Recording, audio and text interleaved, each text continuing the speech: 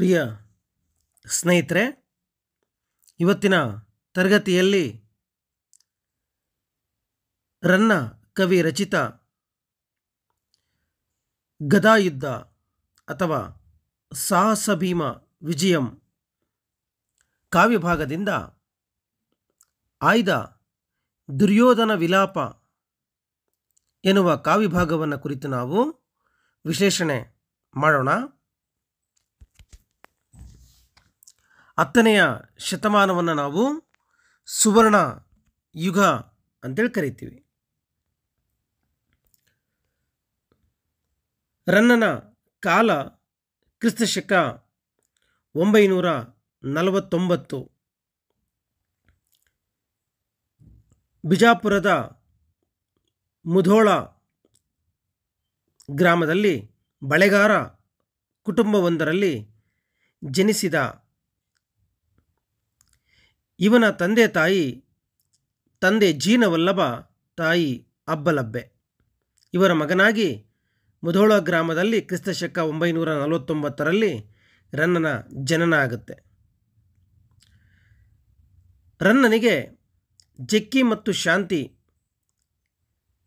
ಎಂಬ ಇಬ್ಬರು ಹೆಂಡತಿಯರ ಪ್ರಸ್ತಾಪ ಬರುತ್ತೆ. ರನ್ನನ ಗುರು ಅಜಿತ ಸೇನಾಚಾರ್ಯ.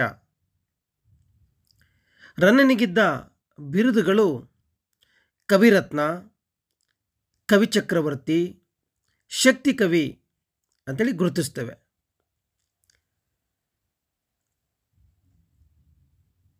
ಇವನು ಗಂಗರಾಜನ ಮಂತ್ರಿ ಚಾವುಂಡರಾಯನ ಆಶ್ರಯದಲ್ಲಿ, ಆನಂತರ ಚಾಲುಕ್ಯ ಚಕ್ರವರ್ತಿಯಾದ ತೈಲಪ ಮತ್ತು ಅವನ ಮಗ ಸತ್ಯಾಶ್ರಯ ಇರುವೆಬೆಡಂಗನ ಆಸ್ಥಾನ ಕವಿಯಾಗಿ ಕಾರ್ಯವನ್ನು ನಿರ್ವಹಿಸ್ತಾನೆ. ಮುಂದೆ ದಾನಚಿಂತಾಮಣಿ ಅತ್ತಿಮಬ್ಬೆಯ ಪೋಷಣೆಯಲ್ಲಿ ಬೆಳೆದ ಅಂತೇಳಿ ನೋಡ್ತೀವಿ. ರತ್ನಾತ್ರಯರಲ್ಲಿ ಒಬ್ಬನಾಗಿ ರನ್ನನನ್ನು ನೋಡ್ತೇವೆ.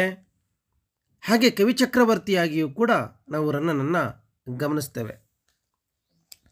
ರನ್ನನ ಪ್ರಮುಖ ಕೃತಿಗಳು ಅಜಿತ ತೀರ್ಥಂಕರ ಪುರಾಣ ತಿಲಕ, ಇದನ್ನು ಆಗಮಿಕ ಕಾವ್ಯ ಅಂತೇಳಿ ನೋಡ್ತೀವಿ.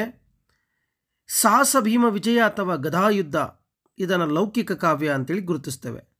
ಇದರ ಜೊತೆಗೆ ಪರಶುರಾಮ ಚರಿತೆ, ಚಕ್ರೇಶ್ವರ ಚರಿತೆ ಮತ್ತು ರನ್ನಕಂದ ಎಂಬ ನಿಘಂಟನ್ನು ಕೂಡ ರಚಿಸಿರುವ ಉಲ್ಲೇಖಗಳು ಸಿಗ್ತವೆ.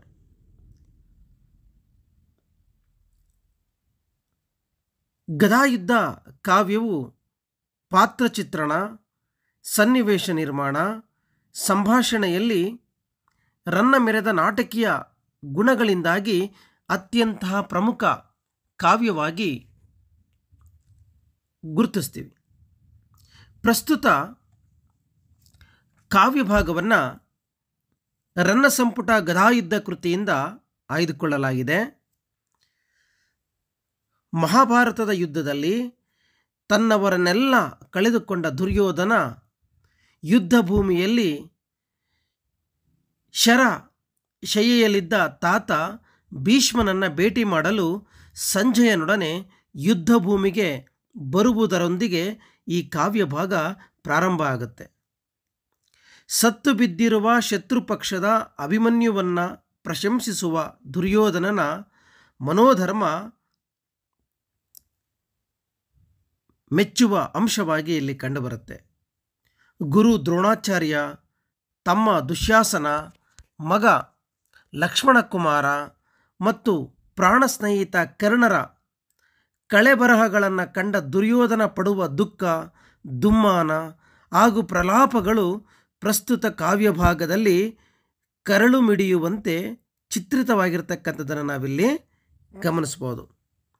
ಹಾಗಾಗಿ ದುರ್ಯೋಧನ ವಿಲಾಪ ಈ ಕಾವ್ಯಭಾಗ ಗದಾಯುದ್ಧ ಮೂಲಪಠ್ಯದ ಚತುರ್ಥಾಶ್ವಂ ಮತ್ತು ಪಂಚಮಾಶ್ವಂ ಭಾಗಗಳಲ್ಲಿ ನಾವು ಬಹುಮುಖ್ಯವಾಗಿ ಗುರುತಿಸ್ತೇವೆ. ದುರ್ಯೋಧನ ವಿಲಾಪ ಆರಂಭ ಆಗ್ತಕ್ಕಂಥದ್ದು ದುರ್ಯೋಧನ ಸಂಜಯನ ಸಹಾಯದಿಂದ ಯುದ್ಧ ಭೂಮಿಗೆ ಭೀಷ್ಮನನ್ನು ಕಾಣಲು ಬಂದಾಗ ಆಗ ಆ ರಣಾಂಗಣ, ಆ ಕುರುಕ್ಷೇತ್ರ ಯುದ್ಧ ಭೂಮಿ ಹೇಗಿತ್ತು ಎಂಬ ವಿವರಗಳೊಂದಿಗೆ ಇಲ್ಲಿ ಕಾವ್ಯದ ಪುಟ ತೆರೆಯುತ್ತೆ. ಹೀಗೆ ಕಾವ್ಯಭಾಗ ಆರಂಭ ಆಗುತ್ತೆ.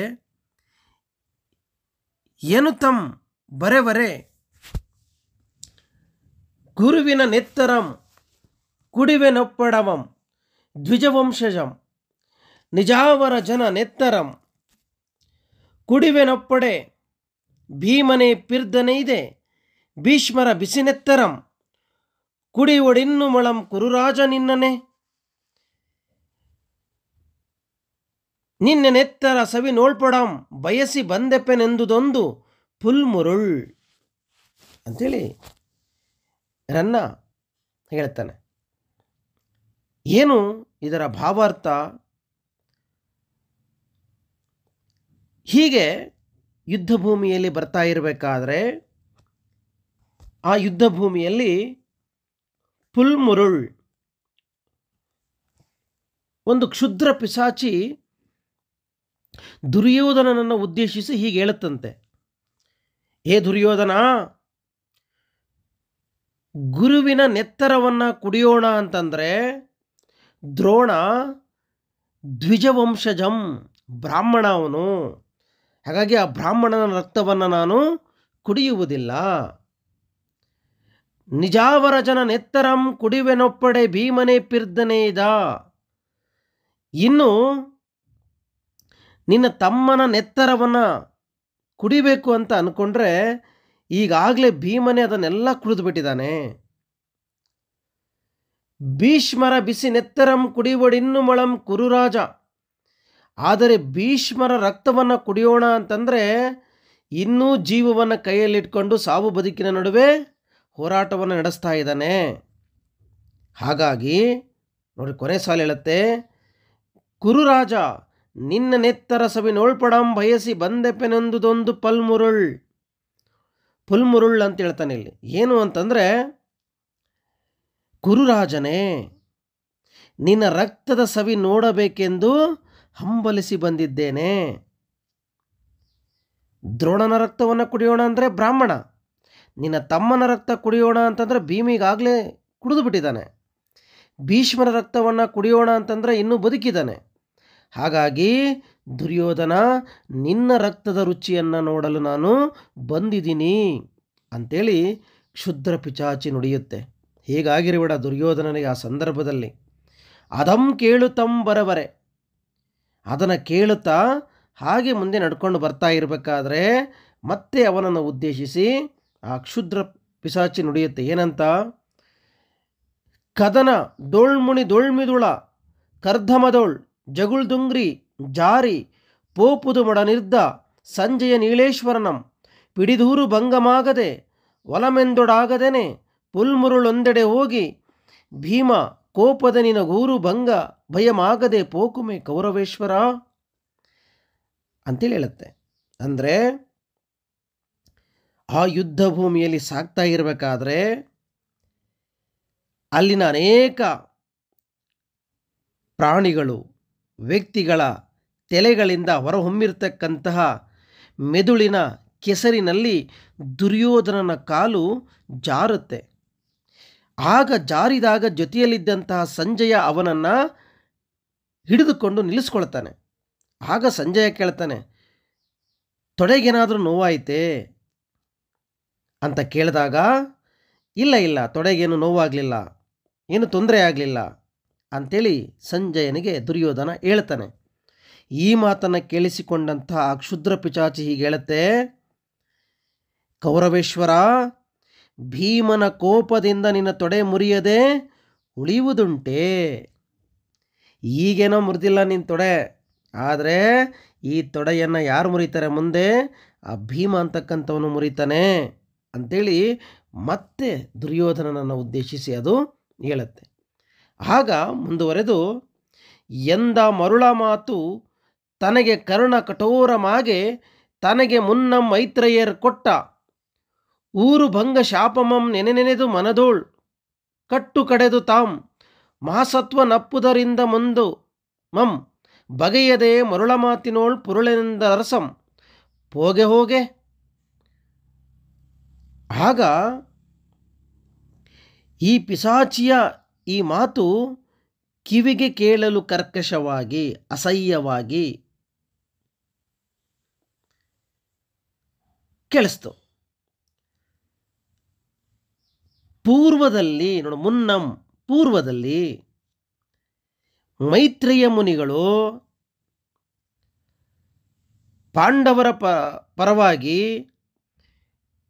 ಧೃತರಾಷ್ಟ್ರನ ಬಳಿಗೆ ತೆರಳಿ ಅವರಿಗೆ ಯಾವುದಾದರೂ ಭಾಗವನ್ನು ಕೊಡು, ಒಟ್ಟಿಗೆ ಬದುಕಿ ಅಂತೇಳಿ ಹೇಳೋದಕ್ಕೋದಾಗ ಆಗ ಮೈತ್ರೇಯಿ ಮುನಿಗಳನ್ನು ಉದ್ದೇಶಿಸಿ ದುರ್ಯೋಧನ ಕೇವಲವಾಗಿ ಮಾತಾಡ್ತಾನೆ. 1 ಇಂಚು ಭೂಮಿಯನ್ನು ಕೂಡ ಕೊಡಲ್ಲ ನಾನು ಪಾಂಡವರಿಗೆ ಅಂತ ಹೇಳಿದಾಗ ತೊಡೆಯನ್ನು ತರ್ತಾನೆ. ಆಗ ಮೈತ್ರೇಯ ಮುನಿಗಳು ಆ ತೊಡೆ ಯುದ್ಧ ಭೂಮಿಯಲ್ಲಿ ಮುರಿದು ಹೋಗಲಿ ಅಂತೇಳಿ ಶಾಪ ಕೊಡ್ತಾರೆ. ಹಾಗಾಗಿ ಮೈತ್ರೇಯ ಮುನಿಗಳು ಕೊಟ್ಟಂತಹ ಆ ಊರು ಭಂಗ ಶಾಪವನ್ನು ಮತ್ತೆ ಮತ್ತೆ ನೆನಪು ಮಾಡಿಕೊಳ್ತಾನೆ ಮನಸ್ಸಿನಲ್ಲಿ. ಯಾರು ಅಂತಂದರೆ ದುರ್ಯೋಧನ. ಹೀಗೆ ನೆನಪು ಮಾಡಿಕೊಳ್ತಾ ಮರುಗ್ತಾನೆ, ದುಃಖಕ್ಕೊಳಗಾಗ್ತಾನೆ. ದುರ್ಯೋಧನನು ಮಹಾಸತ್ವ ಶಾಲಿಯಾದುದರಿಂದ ಯಾವುದೊಂದನ್ನೂ ಕೂಡ ಹೆಚ್ಚಿಗೆ ನೆನಪಿಸಿಕೊಳ್ಳದೆ ಕೊರಗದೆ ಈ ಕ್ಷುದ್ರ ಪಿಚಾಚಿಯ ಮಾತಿನಲ್ಲಿ ಹುರುಳಿಲ್ಲ ಅಂತೇಳಿ ಭಾವಿಸಿ ಹಾಗೆ ಮುಂದಕ್ಕೆ ಏನು ಮಾಡ್ತಾನೆ, ಅವನು ಸಾಕ್ತಾನೆ.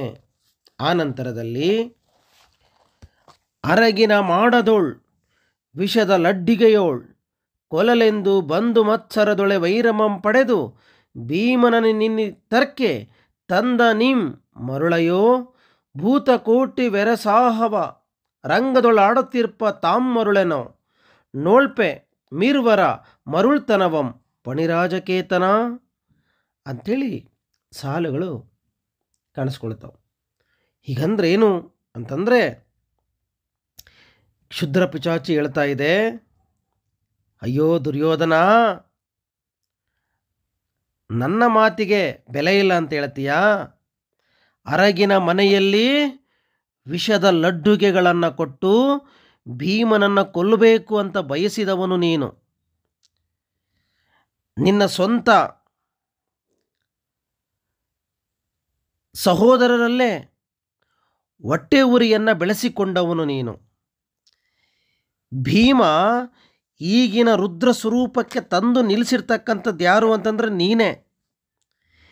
ಹೀಗೆ ಇವತ್ತು ನಿನ್ನ ಕೈಯಾರೆ ನೀನೇ ಭೀಮನನ್ನು ರೇಗಿಸಿ ಇವತ್ತು ಯುದ್ಧ ಭೂಮಿಗೆ ತಂದು ನಿಲ್ಲಿಸ್ಕೊಂಡಿದೀಯ.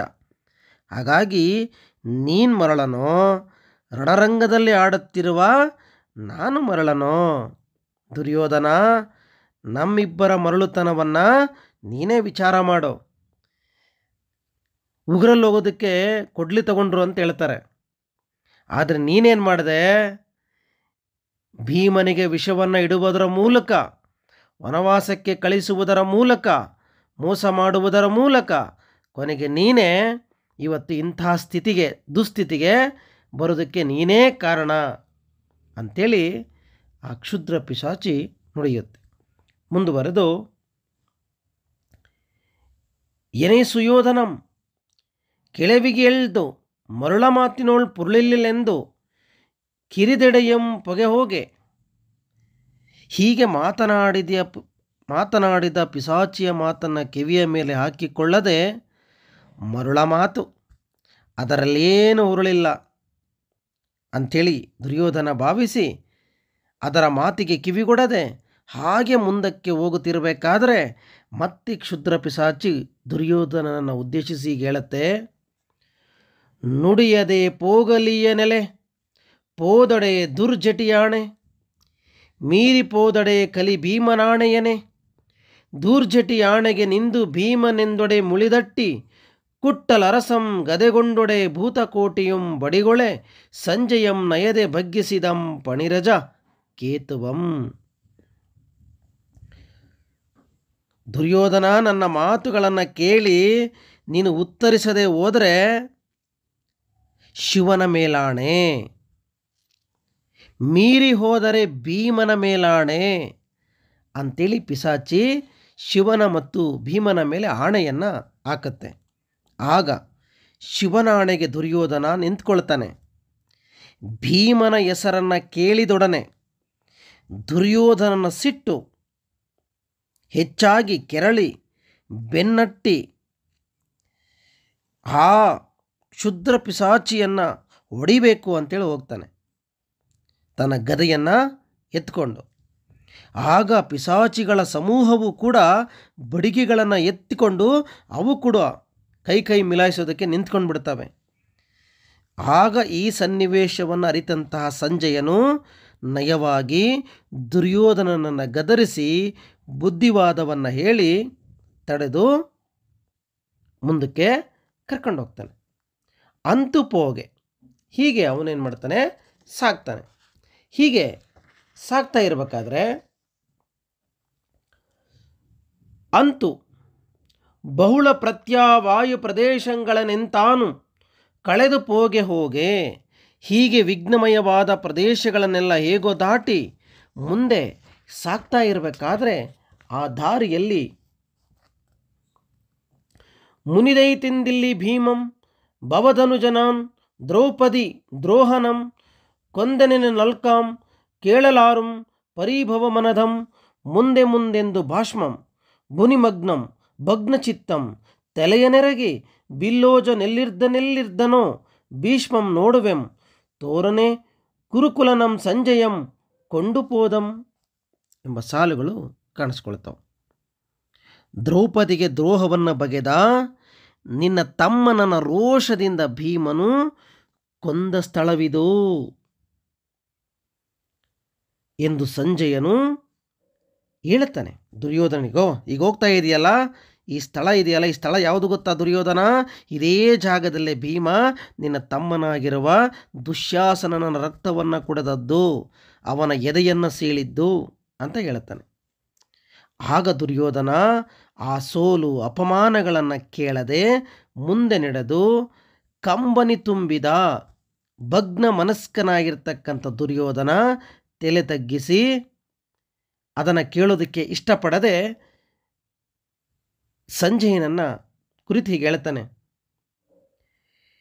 ಧನುರ್ವಿದ್ಯಾ ಗುರಿಗಳೆಲ್ಲಿದ್ದಾರೆ ಅಂದರೆ ದ್ರೋಣಾಚಾರ್ಯರ ಕಳೆ ಬರಹ ಎಲ್ಲಿದೆ, ಭೀಷ್ಮನೆಲ್ಲಿದ್ದಾನೆ ನೋಡಬೇಕು, ಬಾ ಮೊದಲು ಅವರನ್ನು ತೋರಿಸು ಅಂಥೇಳಿ ಸಂಜಯನನ್ನು ಕರ್ಕೊಂಡು ಮುಂದಕ್ಕೆ ಅದೇ ಹೊರಟು ಹೋಗ್ತಾನೆ. ಅಂತೂ ಪೋಗೆ ಹಾಗೆ ಹೋಗುತ್ತಾ ಇವ ಶೈಲಂಗಳ ನೇರಿಯೇರಿ ರುಧಿರ ಸ್ತೂತ್ರಂಗಳಂ ದಾಂಟಿವ ದೋರ್ನಿಲಲ ತಾ ಪ್ರತಾನಾಪಿನ ಪ್ರಾತಂಗಳೋಳ್ ಸಿಲ್ಕಿ ಬರಂಗೈದರದೈದು ಸಂಜಯ ಶಿರಸ್ಕಂದಾವಲಂಬಂ ಕುರುಪ್ರಭು ಖಂಡಂ ಶರಜಾಲ ಜರ್ಜರಿತ ಗಾತ್ರ ತ್ರಾಣಾನಂ ದ್ರೋಣನಂ. ಅಂದರೆ ಆನೆಗಳ ಹೆಣಗಳ ರಾಶಿಯನ್ನು ನೋಡ್ತಾನೆ. ಆನೆಗಳ ಹೆಣಗಳ ರಾಶಿಯ ಬೆಟ್ಟವನ್ನು ಹತ್ತಿ ರಕ್ತದ ನದಿಯಲ್ಲಿ ಈಜಾಡಿ ದಾಟ್ಕೊಳ್ತಾ, ಎಲ್ಲಿ ನೋಡಿದರೂ ರಕ್ತಮಯವಾಗಿರ್ತಕ್ಕಂತಹ ನದಿಯ ಹಾಗೆ ಕಾಣಿಸ್ತಾ ಇದೆ.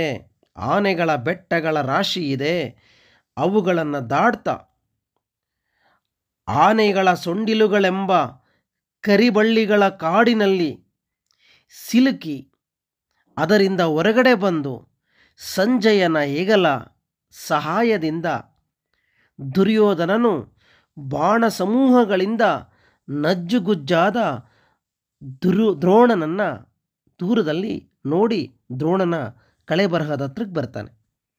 ಆನೆಗಳ ಬೆಟ್ಟವನ್ನು ಹತ್ತಿ ರಕ್ತದ ಕೋಡಿಯಲ್ಲಿ ಇಳಿದು ಆನೆಗಳ ಸೊಂಡಿಲುಗಳನ್ನು ಸರಿಸಿ ಸಂಜಯನ ಸಹಾಯದಿಂದ ಅವನು ದ್ರೋಣಾಚಾರ್ಯರ ಬಳಿಗೆ ಅವರ ಕಳೆಬರಹದ ಹತ್ರಕ್ಕೆ ಬರ್ತಾನೆ. ಅಂತೆನಿಸಿರ್ದ ನಿಸರ್ಗ ದೃಷ್ಟದ್ಯುಮ್ನ ಕಚ ನಿಗ್ರಹಕರ ವಿಳುಳಿತ ಮೌಳಿಯಾಗಿರ್ದ ಭಾರದ್ವಜ ಜನಿವರಂ ರಾಜರಾಜಂ ನೋಡಿ. ಸ್ವಭಾವತ ದುಷ್ಟನಾದ ದೃಷ್ಟದ್ಯುಮ್ನನು ಚೆಂಡಿಕೆ ಹಿಡಿದೆಳೆದುದರಿಂದ, ಅವನ ತಲೆಯನ್ನು ಹಿಡಿದು ಎಳೆದಿದ್ದರಿಂದ ತಲೆ ಅಸ್ತವ್ಯಸ್ತವಾಗಿದೆ. ಇಂತಹ ಅಸ್ತವ್ಯಸ್ತವಾಗಿ ರುಂಡಮುಂಡ ಬೇರಾಗಿ ಬಿದ್ದಿರುವ ದ್ರೋಣನ ಸ್ಥಿತಿಯನ್ನು ಕಂಡು ದುರ್ಯೋಧನ ಚಕ್ರವರ್ತಿಯು ನೋಡ್ತಾ, ಅರಿಯಮೇ ಬಿಲ್ಲಂ ಭಿನ್ನಣಕ್ಕೆ ಗಾಂಡೀವಿಯಲ್ತು ಪಿನಾಕ ಪಾಣಿಯುಂ ನೆರುಯನಿದಿರ್ಚಿ ನಿಮ್ಮೊಡನೆ ಕಾದಿ ಗೆಲಲ್ಕದು ನಿಮ್ಮುಪೇಕ್ಷೆಯಂ ದೆರೆಯನಿದೆನ್ನ ಕರ್ಮವಶಮೆಂದರಿಯಂ ನಿಮಗಿಂತು ಸಾವುಮೆ ತೆರದಿನ ಕಾರಣಂ ನೆರೆಯೇ ಸಂಭವಿಸಿರ್ದದೋ ಕುಂಭ ಸಂಭವ. ಅಂದರೆ ದ್ರೋಣಾಚಾರ್ಯ, ನೀನು ಧನುರ್ವಿದ್ಯಾ ಕೌಶಲ್ಯವನ್ನು ನಾವು ಅರಿತವರು. ಅರ್ಜುನನೇ ಇರಲಿ, ಸ್ವತಃ ಪಿನಾಕವೆಂಬ ಧನಸ್ಸನ್ನು ಹಿಡಿದು ಬಂದಂತಹ ಶಿವನೇ ಇರಲಿ, ಆ ಶಿವನೊಂದಿಗೂ ಕೂಡ ಯುದ್ಧ ಮಾಡಿ ಆ ಶಿವ ನಿನ್ನ ಮೇಲೆ ಗೆಲ್ಲಲಾರ. ಆದರೆ ಇವತ್ತು ಕೇವಲ ಅರ್ಜುನನ ಜೊತೆಗೆ ಯುದ್ಧ ಮಾಡಿ ನೀನು ಸೋತು ಬಿಟ್ಟಲ್ಲ, ಇದು ನಿನ್ನ ಉದಾಸೀನತೆಯಿಂದಲೋ ಅಥವಾ ನನ್ನ ಕರ್ಮದ ಫಲದಿಂದಲೋ ನಿಮಗೆ ಈ ಥರದ ಸಾವು ಬಂದುಬಿಡುತ್ತಲ್ಲ. ನೀವು ಸರಿಯಾಗಿ ಯುದ್ಧವನ್ನು ಮಾಡಲಿಲ್ಲ, ಉದಾಸೀನತೆಯಿಂದ ಯುದ್ಧ ಮಾಡಿದ್ರಿ, ಇಲ್ಲ ನನ್ನ ಕರ್ಮದ ಫಲವು ನಿಮಗೆ ಇಂತಹ ಗತಿ ಬಂದ್ಬಿಡ್ತು. ನೀವು ಎಂತಹ ಧನುರ್ವಿದ್ಯಾ ಕೌಶಲ್ಯವಂತ ಅಂತಂದರೆ ಸ್ವತಃ ಪಿನಾಕ ಅಂತಕ್ಕಂಥ ಧನಸ್ಸನ್ನು ಹಿಡಿದಂತಹ ಶಿವನನ್ನು ಕೂಡ ಎದುರಿಸ್ತಕ್ಕಂತಹ ವೀರ ನೀನು. ಆದರೆ ನಿನ್ನಂಥವನಿಗೆ ಇಂಥ ಸಾವು ಬಂತಲ್ಲ ಅಂತೇಳಿ ಹೇಳ್ತಾನೆ. ಶರಸಂಧಾನ ಮನ ಸೈನ್ಯದೊಡಲೋಳ್ ಬಿಲ್ಬಲಯಂ ತನ್ನ ಶಿಷ್ಯರ ಮೈಯೋಳ್ ನಿಜಕೀರ್ತಿಯಂ ನಿಖಿಲ ದಿಕ್ಚಕ್ರಂಗಳೋಳ್ ಚಿತ್ತಮಂ ಹರಪದಾಂಬುಜ ಯುಗ್ಮದೋಳ್ ನಿರಿಸಿದಂ ಚಾಪಾಗ ಮಾಚಾರ್ಯರೋಳ್ ದೊರೆಯಾರಂಬಿನ ಮಣ್ಮಿ ಸತ್ತಳವಿದೆಂ ದ್ರೋಣಂಗೆ ಮೈವತ್ತುದೋ. ಅಂದರೆ ಊಡಿದ ಬಾಣಗಳೆಲ್ಲವನ್ನ ಶತ್ರು ಸೈನ್ಯದ ದೇಹಗಳಲ್ಲಿ, ಧನುರ್ವಿದ್ಯಾ ಪ್ರಾವೀಣ್ಯವನ್ನು ತನ್ನ ಶಿಷ್ಯರಲ್ಲಿ, ತನ್ನ ಕೀರ್ತಿಯನ್ನು ಸಮಸ್ತ ದಿಕ್ಕುಗಳಲ್ಲಿ, ಚಿತ್ತವನ್ನು ಶಿವನ ಪಾದ ಕಮಲಗಳಲ್ಲಿ ನೆಲೆಗೊಳಿಸಿ ಧನುರ್ವಿದ್ಯಾ ವಿಶಾರದದಲ್ಲಿ ತನಗೆ ಸಮಾನರಾರೂ ಇಲ್ಲವೆಂಬಂತೆ ಪರಾಕ್ರಮವನ್ನು ತೋರಿ ಮರಣ ಹೊಂದಿದ ದ್ರೋಣಾಚಾರ್ಯನಿಗೆ ಅದೆಂತಹ ಸಾಮರ್ಥ್ಯ ಮೈಗೂಡಿತು ಅಂತ ಹೇಳ್ತಾ ಇದ್ದಾನೆ. ದ್ರೋಣಾಚಾರ್ಯರು ಬಳಸಿದ ಬಾಣಗಳು ಶತ್ರುಗಳ ದೇಹದಲ್ಲಿ ಒಕ್ಕಿದಾವೆ. ತನ್ನ ಶಿಷ್ಯರಿಗೆ ಧನುರ್ವಿದ್ಯಾ ಕೌಶಲ್ಯವನ್ನು ಕಲಿಸಿದಂತಹ ಗುರು. ಹಾಗಾಗಿ ಸಮಸ್ತ ದಿಕ್ಕುಗಳಿಗೂ ದ್ರೋಣಾಚಾರ್ಯರು ಪ್ರಸಿದ್ಧರಾಗಿರುವ ವ್ಯಕ್ತಿ. ಆದರೆ ಇವರು ತಮ್ಮ ಮನಸ್ಸನ್ನು ಶಿವನ ಪಾದ ಕಮಲದಲ್ಲಿ ನೆಲೆಗೊಳಿಸಿ ಧನುರ್ವಿದ್ಯಾ ಕೌಶಲ್ಯದಲ್ಲಿ ಇವರಿಗೆ ಸಮಾನರಾಗಿರ್ತಕ್ಕಂಥವರು ಯಾರೂ ಇಲ್ಲ ಅನ್ನೋ ಹಾಗೆ ಪರಾಕ್ರಮದಿಂದ ಹೋರಾಟವನ್ನು ಮಾಡಿ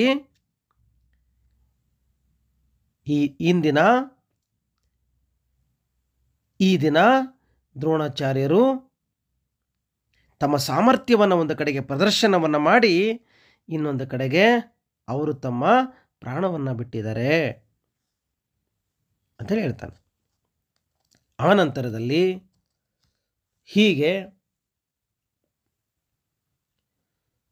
ಎಂದು ಕುಂಭ ಸಂಭವನಂ ತ್ರಿಪ್ರದಕ್ಷಿಣಂಗೈದು ಬರುತಮಾದಿಶ ಭಾಗದೋಳ್ ಶರಸಂಧೋ ಆಶ್ಚರ್ಯ ಶರನಿಕರಧಿಂ ಕ್ಷಿಣತರನಾಗಿ ಶರಾಚರ್ಯ ಗರ್ಭಿ ಮುಖನಾಗಿ. ಹೀಗೆ ದ್ರೋಣನಿಗೆ 3 ಪ್ರದಕ್ಷಿಣೆಯನ್ನು ಹಾಕಿ ಬರಲಾಗಿ ಆ ದಿಕ್ಕಿನಲ್ಲಿಯೇ ಬಾಣ ಸಮೂಹಗಳ ಹೊಡೆತದಿಂದ ಜರ್ಜರಿತನಾಗಿ ದ್ರೋಣನಿಗೆ ಎದುರಾಗಿ ಒಂದು ಶವ ಕಾಣುತ್ತೆ. ಆ ಶವ ಯಾರ್ದು ಅಂತಂದರೆ ಅರ್ಜುನನ ಮಗನಾಗಿರ್ತಕ್ಕಂಥ ಅಭಿಮನ್ಯುವಿನ ಕಳೆಬರಹ. ಅದನ್ನು ನೋಡಿದ ಕೂಡಲೇ ಹೀಗೆ ಅವನ ಕಳೆಬರಹ ಹೀಗೆ ಕಾಣಿಸ್ತು ದುರ್ಯೋಧನನಿಗೆ ಅಂತೇಳಿ ರನ್ನ ಕವಿ ಹೀಗೆ ಹೇಳ್ತಾನೆ. ಅರೆಮುಗಿದಿರ್ದ ಕಣ್ಮಲರ್ ಲರ್ದ ಮುಗಂ ಕಡಿಯೊಂದ ಕೈಯುಮಾ ಸುರ ತರಮಾಗೆ ಖರ್ಚಿದವುಡಂ ಬೆರೆ ಸನ್ಯಶರ ಪ್ರಹಾರ ಜರ್ಜರಿತ ಶರೀರನಾಗಿ ನವಲೋಹಿತ ವಾರ್ದಿಯೋಳಲ್ದು ಬೀಳ್ದನಂ ಕುರುಪತಿ ನೋಡಿ ಕಂಡನಭಿಮನ್ಯು ಕುಮಾರನ ನಾಜಿ ವೀರನಂ ಅಂತಂದರೆ ಅರ್ಧ ಮುಚ್ಚಿದ ಕಣ್ಣು, ಉತ್ಸಾಹದಿಂದ ಅರಳಿದಂತಹ ಮುಖ, ಕತ್ತರಿಸಿ ಹೋದ ಕೈಗಳು, ಭೀಕರವಾಗಿ ಸಿಟ್ಟಿನಿಂದ ಕಚ್ಚಿಕೊಂಡಿರ್ತಕ್ಕಂತಹ ದವಡೆ ಸಹಿತವಾಗಿ ಶತ್ರುಗಳ ಬಾಣ ಪ್ರಯೋಗಕ್ಕೆ ಒಳಗಾಗಿ ಮೈಯೆಲ್ಲ ಜರ್ಜರಿತವಾಗಿ ಬಿಸಿ ರಕ್ತದ ಕಡಲಲ್ಲಿ ಮುಳುಗಿ ಬಿದ್ದಿರುವ ರಣವೀರನಾಗಿರುವ ಶೂರನಾಗಿರುವ ಅಭಿಮನ್ಯು ಕುಮಾರನನ್ನು ಕೌರವರಾಜ ದುರ್ಯೋಧನ ನೋಡಿದ ಅಂತೇಳಿ ಹೇಳ್ತಾರೆ. ಈ ರೀತಿಯಲ್ಲಿ ಅಭಿಮನ್ಯುವಿನ ಕಳೆಬರಹ ಅಂತಕ್ಕಂಥದ್ದು ಕಾಣಿಸ್ತು. ಹೇಗಿತ್ತು ಅವನ ಕಳೆಬರಹ? ಅರ್ಧ ಮುಚ್ಚಿದ ಕಣ್ಣು, ಅರಳಿದ ಮುಖ, ಕತ್ತರಿಸಿ ಹೋದ ಕೈಗಳು, ಕಚ್ಚಿರುವ ಹೊಸಡು, ಶತ್ರುಗಳ ಪ್ರಹಾರದಿಂದ ಬಿಸಿ ರಕ್ತದ ಮಡುವಿನಲ್ಲಿ ಬಿದ್ದಿರ್ತಕ್ಕಂತಹ ಕಳೆಬರಹವನ್ನು ನೋಡಿದ. ಅಂತಾತನನ ಹಿ ಕೇತನಂ ನೋಡಿ, ಹೀಗಿರುವ ಆತನನ್ನು ನೋಡಿ ಮುಂದೆ ಪದ್ಯ ಹೀಗೆ ಬರುತ್ತೆ. ಗುರುಪಣ್ಣಿದ ಚಕ್ರವ್ಯೂಹ ರಚನೆ ಪೆರರ್ಗರಿದು ಪುಗಲಿದಂ ಪೊಕ್ಕು ರಣಾಜೀರದೊಳರಿ ನೃಪರ ನಿಕ್ಕಿದ ನರಸುತ ನಿನ್ನೊರೆಗೆ ದೊರೆಗೆ ಗಂಡರು ಮೊಳರೆ. ಅಂದರೆ ನಮ್ಮ ಗುರುಗಳಾಗಿರುವ ದ್ರೋಣಾಚಾರ್ಯರು ರಚಿಸಿದ ಚಕ್ರವ್ಯೂಹವನ್ನು ಭೇದಿಸೋದಕ್ಕೆ ಯಾರ ಕೈಲೂ ಸಾಧ್ಯ ಇಲ್ಲ. ಆದರೂ ಅಭಿಮನ್ಯು ಅದನ್ನು ಭೇದಿಸಿ ಒಳಹೊಕ್ಕು ರಣರಂಗದಲ್ಲಿ ಶತ್ರುರಾಜರನ್ನು ಹೊಡೆದು ಕೊಂದೆ. ನೀನು ಅರ್ಜುನನ ಪುತ್ರನೇ, ನಿನಗೆ ಸರಿಸಾಟಿಯಾದ ವೀರರು ಯಾರಾದರೂ ಇದರಾ ಅಂತೇಳಿ ದುರ್ಯೋಧನ ಶತ್ರುವಿನ ಮಗನಾಗಿರುವ ಅರ್ಜುನನ ಮಗನನ್ನು ಕುರಿತು ಹೊಗಳುವ ಸನ್ನಿವೇಶ ಇಲ್ಲಿ ನಮಗೆ ಕಂಡು ಬರುತ್ತೆ. ಹಾಗೆ ಮುಂದುವರೆದು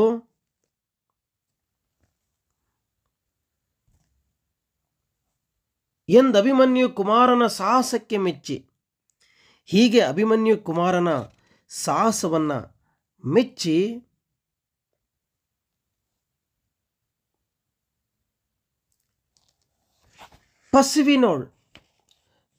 ಪಸುವಿನೋಳನ್ನಮಂ ಸುಫಲದಲ್ಲಿ ಸುವರ್ಣಮನೀವ ಯುದ್ಧದೋಳ್ ಕುಸಿಯದೆ ಸೂರುಗೊಳ್ಳದೆ ರಣಕ್ಕೆ ಶುಚಿತ್ವಮನಪ್ಪುಕೆ ಇವೆವ ಮಾನಸಿಕೆಯ ನಾಲ್ವರಂ ನಮಗೆ ವಂದಿರೋಳಿ ತನಲ್ತೆ ಸಾಹಸದನೆಂದು ಕೈ ಮುಗಿದ ನಂದಭಿಮನ್ಯುಗೆ ಕೌರವೇಶ್ವರಂ. ಅಂದರೆ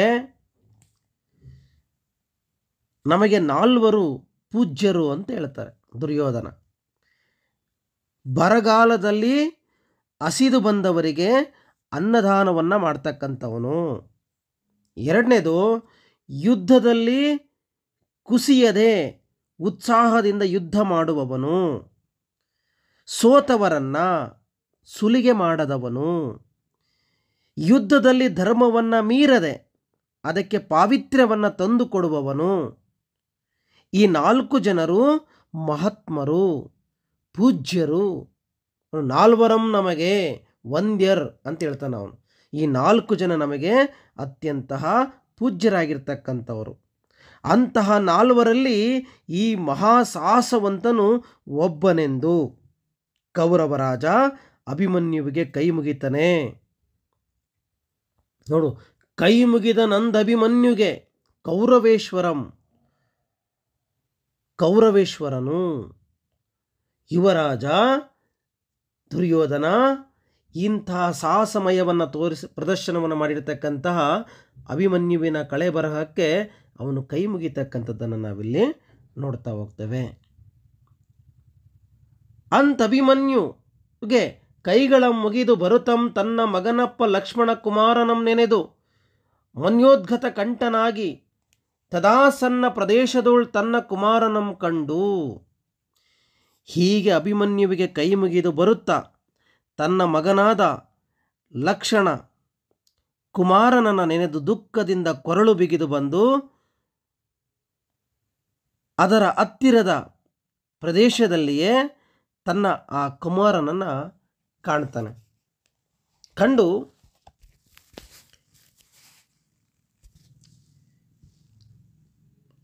ಇವತ್ತಿನ ತರಗತಿಯಲ್ಲಿ ಕುರುಕ್ಷೇತ್ರ ಯುದ್ಧದಲ್ಲಿ ತನ್ನವರನ್ನು ಕಳೆದುಕೊಂಡ ದುರ್ಯೋಧನ ಸಂಜಯನ ಸಹಾಯದಿಂದ ಕುರುಕ್ಷೇತ್ರದಲ್ಲಿ ಬಂದಾಗ ಮೊದಲಿಗೆ ದ್ರೋಣಾಚಾರ್ಯರ ಕಳೆಬರಹವನ್ನು ನೋಡ್ತಾನೆ. ಅದಾದಮೇಲೆ ದುಶ್ಯಾಸನನ ಕೊಂದ ಸ್ಥಳವನ್ನು ಗಮನಿಸ್ತಾನೆ. ಅದರ ಬಗ್ಗೆ ನಿರಾಸಕ್ತಿಯನ್ನು ತೋರಿ ಮುಂದೆ ಹೊರಡ್ತಾನೆ. ಹೀಗೆ ಸಾಕ್ತಾ ಇರಬೇಕಾದ್ರೆ ಕ್ಷುದ್ರ ಪಿಶಾಚಿಯ ಜೊತೆಗೆ ಮುಖಾಮುಖಿಯಾಗ್ತಾನೆ. ಆ ನಂತರದಲ್ಲಿ ಶತ್ರು ಸೈನ್ಯದ ಅಭಿಮನ್ಯು ಕುಮಾರನನ್ನು ಕುರಿತು ನಿಷ್ಕಲ್ಮಶವಾಗಿ ದುರ್ಯೋಧನ ಅವನನ್ನು ಹೊಗಳಿ ಕೈ ಮುಗಿತಕ್ಕಂಥ ಸಂದರ್ಭವನ್ನು ನಾವು ಇವತ್ತಿನ ತರಗತಿಯಲ್ಲಿ ಗಮನಿಸಿದ್ವಿ. ಮುಂದಿನ ತರಗತಿಯಲ್ಲಿ ಲಕ್ಷ್ಮಣ ತನ್ನ ಮಗನಾಗಿರುವ ದುರ್ಯೋಧನನ ಮಗನಾಗಿರುವ ಲಕ್ಷ್ಮಣ ಕುಮಾರನನ್ನು ಹಾಗೂ ತಮ್ಮನಾಗಿರುವ ದುಶ್ಯಾಸನನ ಕಳೆಬರಹವನ್ನು ಹಾಗೂ ಕರ್ಣನ ಕಳೆಬರಹವನ್ನು ನೋಡಿರ್ತಕ್ಕಂಥ ದುರ್ಯೋಧನ ಪಡುವ ಸಂಕಟವನ್ನು ನಾವು ಮುಂದಿನ ತರಗತಿಯಲ್ಲಿ ನಾವು ಗಮನಿಸೋಣ. ಇದುವರೆಗೂ ಮಾಡಿರ್ತಕ್ಕಂತಹ ಈ ಪಠ್ಯಭಾಗ ನಿಮಗೆ ಅರ್ಥ ಆಗಿದೆ ಅಂತೇಳಿ ಭಾವಿಸ್ತೀನಿ. ಮುಂದಿನ ತರಗತಿಯಲ್ಲಿ ಉಳಿದ ಆ 3